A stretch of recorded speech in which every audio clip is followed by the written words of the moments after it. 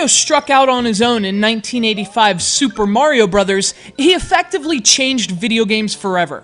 When he came back for an off-kilter sequel in 1988, people ate it up. I didn't, but people did.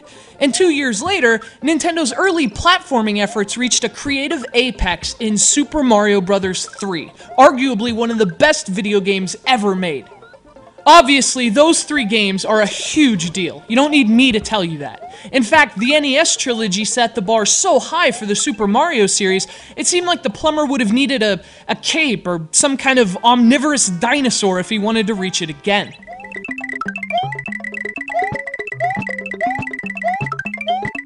Of course, in a land where mushrooms double your size and flowers provide fists of flame, that's not exactly an unreasonable request. And that and more was fulfilled by the incredible Super Mario World for the Super Nintendo Entertainment System.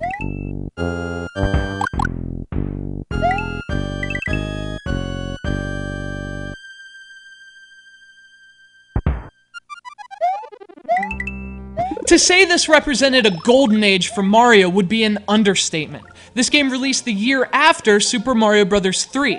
Within an 18-month window, gamers were treated to 2 of the best Super Mario games ever made. And the great thing about World relative to Mario 3 is that, as incredible as they both are, they're also very different from each other as well. In fact, among the 4 original 2D games in the series, World perhaps represents Super Mario at its most creative and ambitious.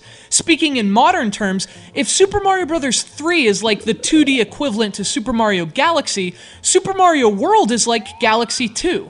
It's a game that builds upon the foundation of its predecessor, but also pushes boundaries that the prior game was content to ignore.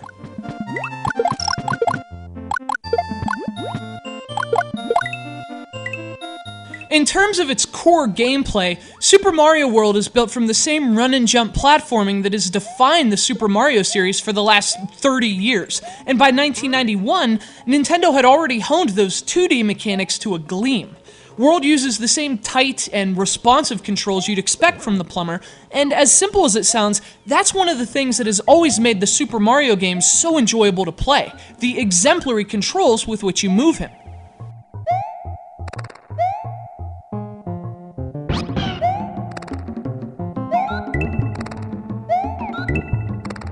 But in addition to sharpening existing gameplay points, Super Mario World also does a few things differently. In a move that may seem antithetical to the development philosophies fueling the rest of the game, Nintendo scaled back Mario's arsenal of power-ups for Super Mario World. So gone are the Tanuki and the Frog and the Hammer Brothers and the Raccoon suits of the prior game.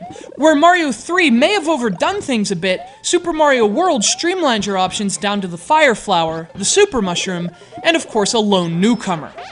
The legendary Cape Feather came to define Super Mario World in the same way the Raccoon Leaf defined Mario 3, both in terms of marketing and its gameplay. And if you think about it, it makes a lot of sense. I mean, only legends wear capes. Bruce Wayne, Clark Kent, Mario.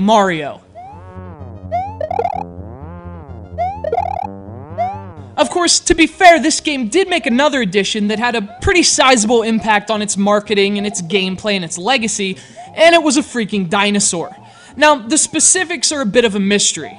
Given his diet and his skeletal hip structure, my money's on the Sauropod suborder of the Ornithischians, but that's not important. What is important is that you can ride him, and that he eats, like, everything.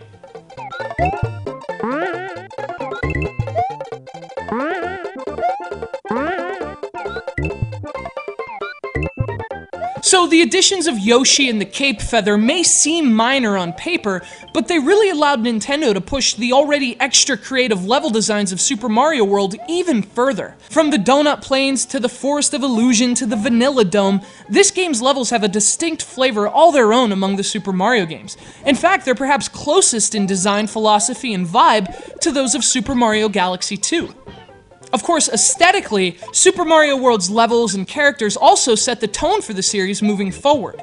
Mario's upbeat attitude and his current woohoo design, it really came into its own in Super Mario World, and the colors and themes of these levels have also been standard bearers for his adventures ever since. But you know, the thing that's most striking about this game is how supremely playable it still is. It feels every bit as fresh and engaging today as it did in 1991, and you can forget all of its history and its supreme level design. For that reason alone, Super Mario World is still a must-play game, and I'd be willing to bet a Starman or two that it always will be.